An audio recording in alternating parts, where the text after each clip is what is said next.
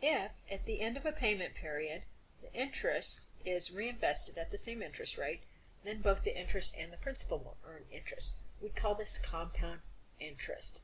At the end of each compounding period, the interest is reinvested into the account and becomes part of the principal. Let's work through an example. Let's suppose that we have $1,000 compounded quarterly at an annual interest rate of 8%. Quarterly compounding means 4 times per year.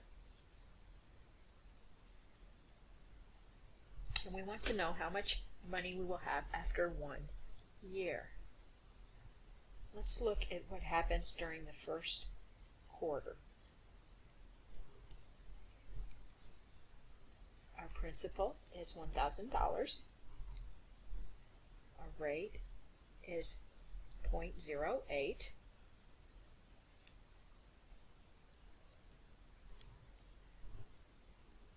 And our time is 1/4 of a year. So my amount at the end will be the principal times 1 plus RT. So $1,000 times 1 plus 0.08 times the 4. And I'll simplify that part in parentheses so that we can see that by itself. That'll be 1.02. And so when we multiply that by 1,000, we now have $1,020. Now we move to the second quarter.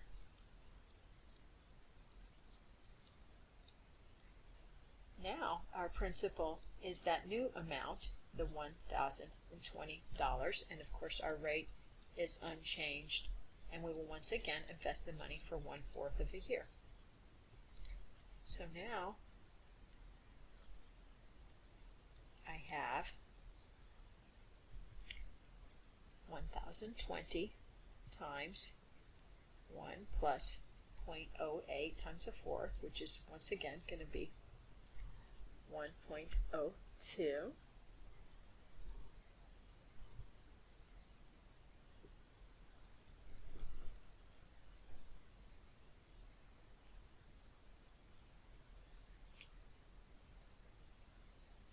And so that will give me $1,040.40. Now we move to the third quarter.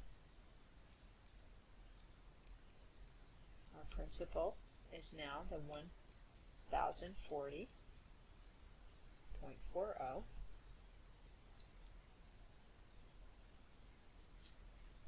And so my amount, I will do the 1,040.4, multiply it by the 1 plus RT, which once again will give me 1.02. And so now I have to approximate, and I will get 1,061.21. Fourth quarter, my principal is now 1,061.21. And so the amount I'll have at the end is 1,061.21 times 1.02, and that will give me 1,082.43. Okay, let's notice something about this. In the first quarter, we had 1,000 times 1.02. Okay, in the second quarter,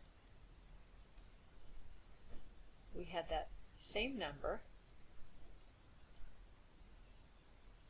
times 1.02 again.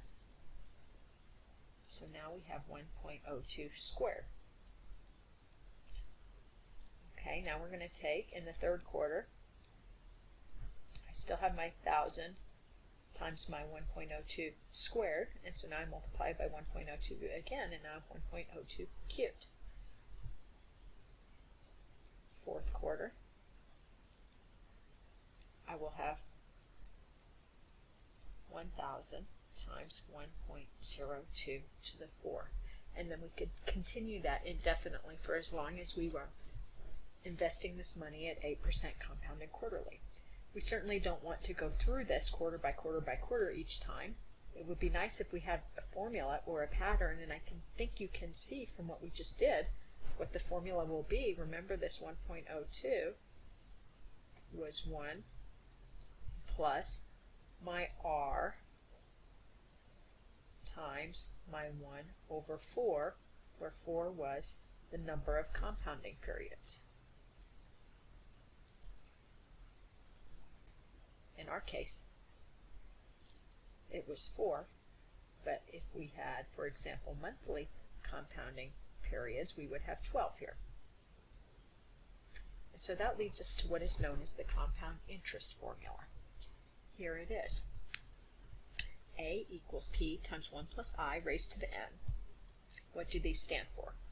We're going to let I stand for the periodic interest rate, or the interest rate per compounding period.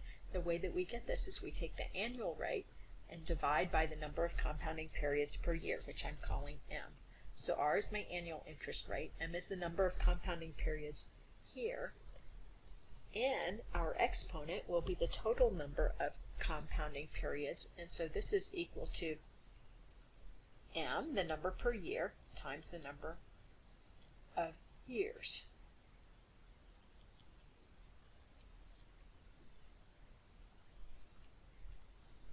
So you can multiply the number of years times the number of compounding periods per year, and that will give us the total. The principal, once again, is the present value, and the A, the amount afterward, is the future value, which means after the interest has been accumulated. So we could also write this as principal times 1 plus R over M to the MT. Let's do an example. What is the future value after 8 years at 6% compounded monthly? So here, my principal is $1,000. My T is 8 years. My M is the number of compounding periods per year, so that is 12. My N is the total number of compounding periods, so that would be 12 per year times 8 years, which is 96.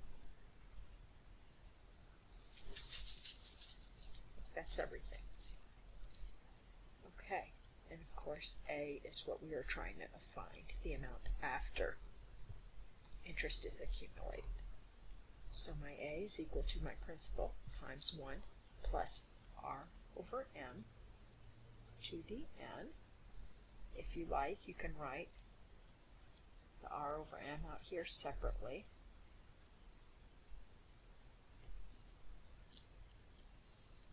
If you do that, be careful that you do not put a rounded number into the formula. You do not want to round until the very end. For that reason, I prefer to put it in just like this. 1 plus 0.08 divided by 12 raised to the 96th. If you carry out this calculation on your calculator, you should get $1,614.14. Make sure you follow along and do this on your calculator so that you can be sure that you are getting the correct answers and not having rounding error or some other order of operations problem when you input it into your calculator.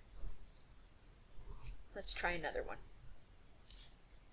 How much should I invest now at 4% interest compounded monthly in order to let me have $10,000 in 6 years? Okay, so my rate is 0.04. My principal, well, I don't know, so I'm going to put a question mark. Often I'll do that when I'm listing my information. That way I know exactly what I am trying to find. I know that after interest is accumulated, I want to have $10,000, and my T is 6 years, so my M is 12 because there are 12 per year, so my N is equal to NT, so 12 times 6, which is 72.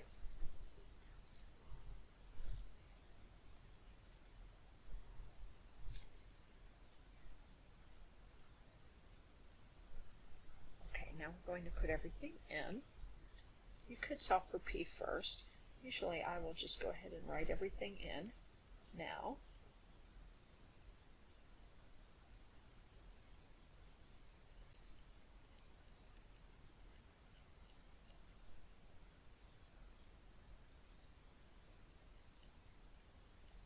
Like this. So calculate the part in parentheses first, raise it to a power, and that'll give you an answer for this. Then take the reciprocal and multiply it by the other side. Or alternatively, in your calculator, you could do 10,000 divided by whatever answer you got for this part. You should end up with a principal of $7,869.42.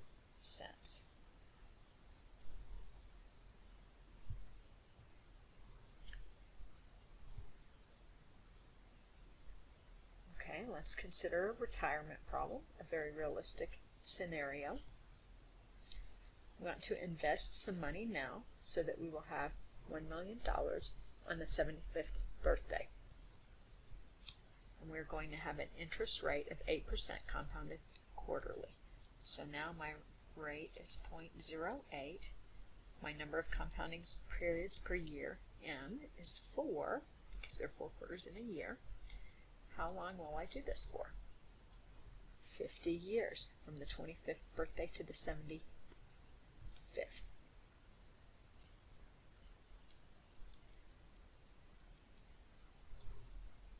Okay, and therefore my N, take the number of compounding periods per year times the number of years, so I have 4 times 50, which is 200. So our interest will be compounded 200 times. The principal, I do not know. The amount after interest, I know will be $1 million.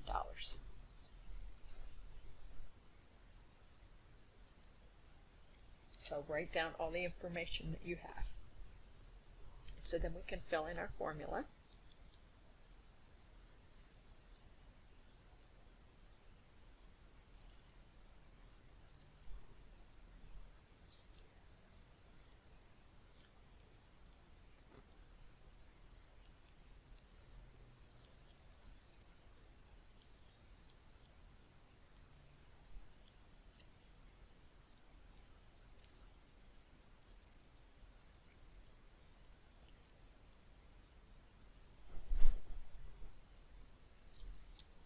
Should end up, again, calculate the most complicated part first, so find the part in parentheses, raise it to the 200th power, then take $1 million and divide it by whatever quantity you came up with.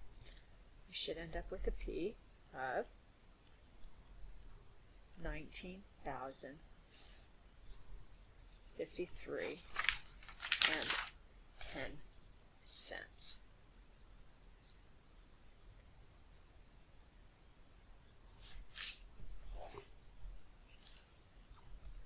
Really demonstrates the power of compound interest when it is working in our favor.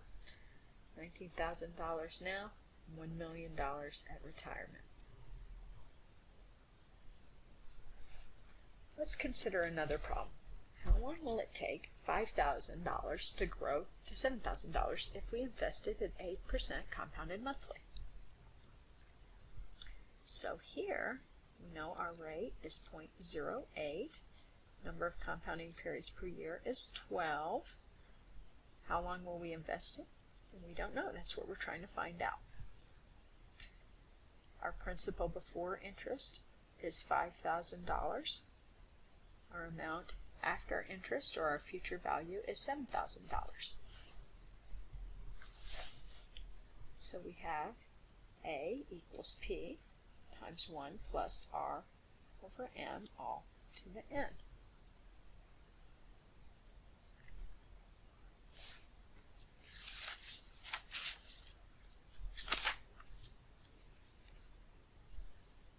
So we fill in our numbers.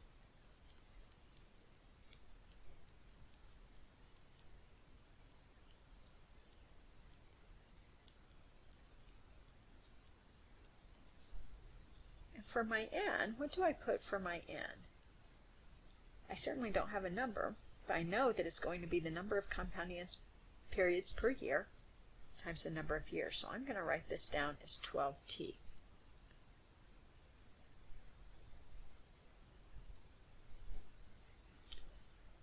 Okay, so now we need to solve for our variable t. It's in the exponent. That means we have an exponential equation here. So cast your mind back to algebra class when you learned to solve exponential equations. We're going to divide both sides by that 5,000.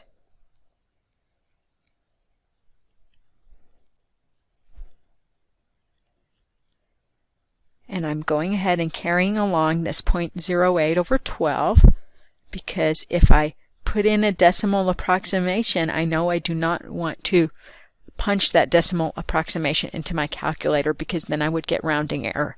I do not want to round until the end, so I'm carrying exact values all the way along until I get to the very end. We can simplify this left side to 7/5.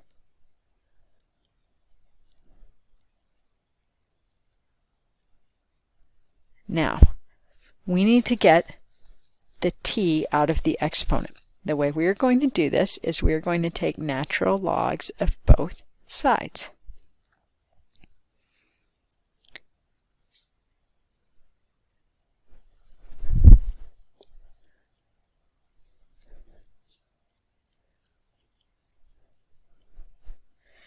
And in case you forgot your properties of logs, there was one.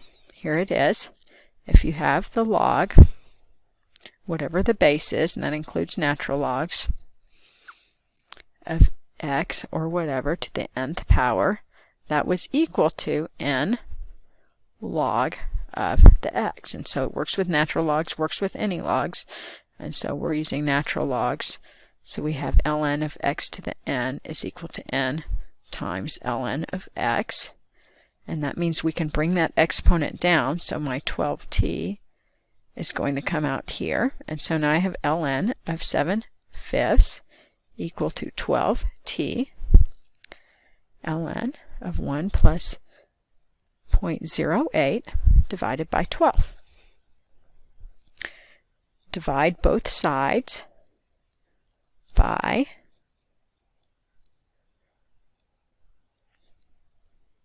12 ln of 1 plus 0.08 over 12. We're trying to isolate the t, remember, so I will divide both sides by that same number.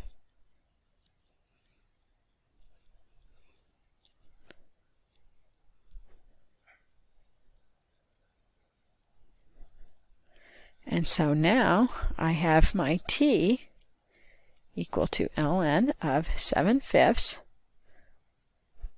over 12 times ln of 1 plus my rate over my number of compounding periods per year. Okay, so now we simplify this. I suggest you start with the denominator, simplify that, and then do ln of 7/5 divided by answer. And you should get, I will write out several decimal places for you.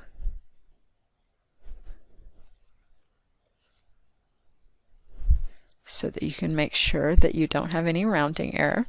Yours should look just like that, but we'll round it to 4.22 years. And then, as always, ask yourself if that number seems reasonable. It grew a modest amount from $5,000 to $7,000 in 4 years. That seems reasonable to me. Notice you could have also done this problem. Instead of using 12t as your exponent, you could have simply left the n there. In other words, you could have put the n right here, and if you would have done that, you won't have the 12 floating around here, but you would solve it the same way, and you would solve it for n, and you should get an answer that's in months, which is just as good an answer as mine that's in years, and you could, of course, convert to years if you needed to. Let's do another one. How long will it take money to double if it is invested at 7.5% compounded monthly? So here, my rate is 0.075. My amount of time, I do not know.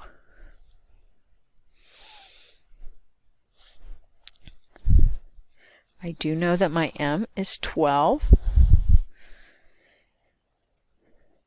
And now I am not given my A or my P. I do not know how much I have at the beginning nor at the end. If you wanted to choose a fixed number, for example, $100 or $1,000, or any other number that you liked, you could put that in and figure out what its double is and put that in as your amount after interest, the future value. What I will do is I will just put, for my principal, I will just put P. I'm going to call it P, and therefore my future value will be 2p. And you'll see why I did that as we go along. We should also notice that our n is equal to mt, so 12t, where t is the number of years. So we have future value equals principal times 1 plus r over m to the n. So for my a, I will put 2p. My p, I will just leave it there since I don't have a number to put in.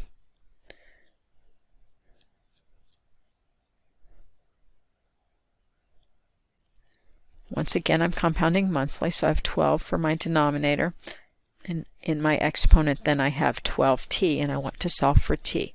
The first thing you have to do in solving an exponential equation is to isolate your exponential. In other words, whatever is being raised to that power. So I'm going to divide both sides by p,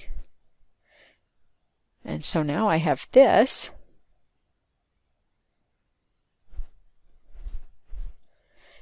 Look what happens. P over p is 1, so we end up with 2 equals 1 plus 0.075 over 12 to the 12t. Now we introduce our natural logs. You could also use log of base 10. That will work exactly the same way, and it's also on your calculator.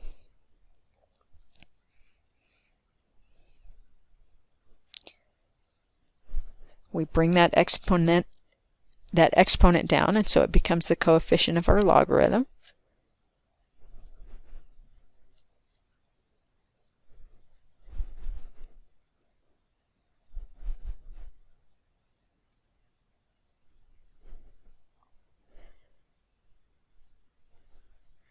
And so now we divide both sides by 12, ln of 1 plus 0.075 over 12. And so that gives me ln of 2 divided by 12, ln of 1 is 0.075 over 12. All this is equal to t. So calculate it. Again, start with the denominator, then take ln 2 and divide it by your answer. And you should get approximately 9.27 years. I hope this helped you to understand compound interest. Good luck, and I will see you next time.